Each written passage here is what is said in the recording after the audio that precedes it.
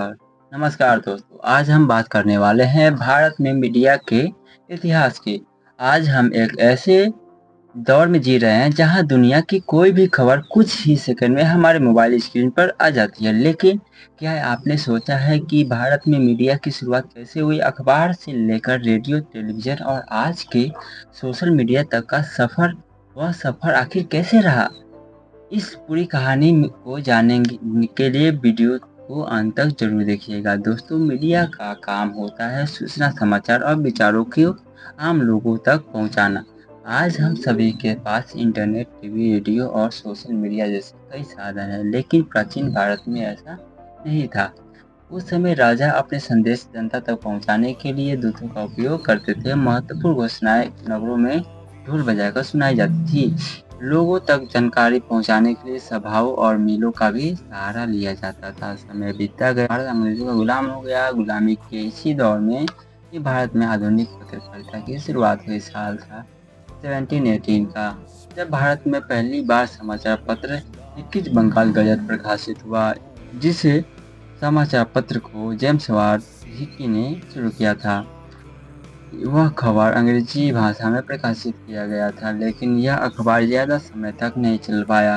लेकिन इसी ने भारत में पत्रकारिता की नींव रखी। इसके बाद धीरे धीरे कई अन्य समाचार पत्र प्रकाशित होने लगे। अखबारों ने समाज में जागरूकता फैलाने का काम किया। लोगों को देश और दुनिया की खबरें मिलने लगी। 19वीं सदी में भारतीय नेताओं ने भी समाचार पत्रों का महत्व को समझा और उन्होंने अखबार को जनता की आवाज़ बनाने का प्रयास किया।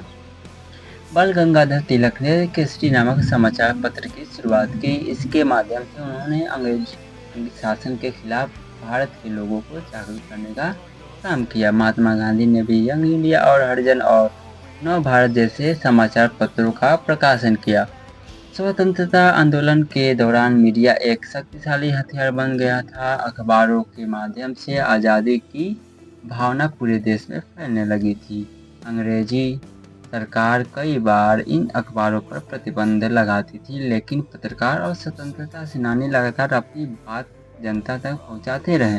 1947 में भारत को अंग्रेजों की गुलामी से आज़ादी मिली, लेकिन कुछ गजेरी को आज़ादी 2014 के बाद मिली। लेकिन इस गजेरी की बात इस वीडियो में नहीं करेंगे, इसके लिए कोई अलग से वीडियो में बात करेंगे। अब आते हैं अपने टॉपिक पे। आज़ादी के बाद मीडिया के क्षेत्र में एक नया दौर शुरू हुआ, रेडियो का दौर। रेडियो भारत में संचार का सबसे प्रभावशाली माध्यम बनकर उभरा। ऑल इंडिया रेडियो ने देश के कोने कोने तक समाचार और जानकारी पहुंचाने का कार्य किया। जब हमारा देश अंग्रेजों से आज़ाद हुआ, उस समय हर घर में टीवी नहीं होता था और इंटरनेट का तो कोई नामो निशान भी नहीं था। लोग रेडियो पर समाचार सुनते थे, गीत सुनते थे और सरकारी घोषणाओं की जानकारी प्राप्त करते थे। रेडियो ने भारत जैसे विशाल देश को एक सूत्र में बांधने का महत्वपूर्ण भूमिका निभाई। लेकिन आज के चमचे मीडिया वाले भारत को बांटने का काम कर रहे हैं, दिन भर हिंदू मुस्लिम करके। खैर छोड़े इन चमचों की बातें, आते हैं अपने टॉपिक पे। रेडियो के बाद आया टेलीविज़न का समय। साल था 1959, जब पहली बार भारत में टेलीविज़न प्रसारण की शुरुआत हुई। शुरुआती दौर में टेलीविज़न सबके पास नहीं होती थी, लेकिन धीरे धीरे टेलीविज़न का विस्तार होने लगा और लगभग हर गांव में टेलीविज़न देखने को मिलने लगा। शुरुआती समय में दूरदर्शन भारत का सबसे प्रमुख टीवी नेटवर्क था। 1980 और 1990 के दशक में दूरदर्शन के कार्यक्रम पूरे देश में बेहद लोकप्रिय थे। रामायण, महाभारत और कई अन्य कार्यक्रम ने लोगों के दिलों में विशेष स्थान बनाया। समाचार देखने के लिए लोग फिक्स समय पर टीवी के सामने बैठ जाते थे। 1990 के समय में आर्थिक उदारीकरण के बाद निजी टीवी चैनलों का दौर शुरू हुआ। जब दर्शकों के पास कोई अन्य विकल्प मौजूद नहीं थे, समाचार चैनल, मनोरंजन चैनल, खेल चैनल और विभिन्न प्रकार के विशेष चैनल की शुरुआत की गई, जिसके कारण मीडिया उद्योग तेजी से विकास हुआ। इसके बाद आया इंटरनेट का जमाना। इंटरनेट ने मीडिया की दुनिया को पूरी तरह ही बदल दिया। अब लोग केवल समाचार पढ़ने या देखने तक सीमित नहीं रहे, बल्कि वे स्वयं भी जानकारी शेयर करने लगे। फेसबुक, यूट्यूब, इंस्टाग्राम और एक्स जैसे प्लेटफॉर्म ने हर व्यक्ति को अपनी बात दुनिया तक पहुंचाने का अवसर दिया, लेकिन कुछ लोग इस पर पाबंदी लगाने की कोशिश कर रहे हैं। आज कोई भी व्यक्ति मोबाइल फ़ोन के माध्यम से वीडियो बना सकता है, समाचार साझा कर सकता है और लाखों लोगों तक अपनी विचारों को पहुंचा सकता है। यही कारण है कि सोशल मीडिया को आधुनिक युग की सबसे महत्वपूर्ण प्लेटफ़ॉर्म माना जाता है। लेकिन दोस्तों, हर बदलाव के साथ कुछ चुनौतियाँ भी आती है।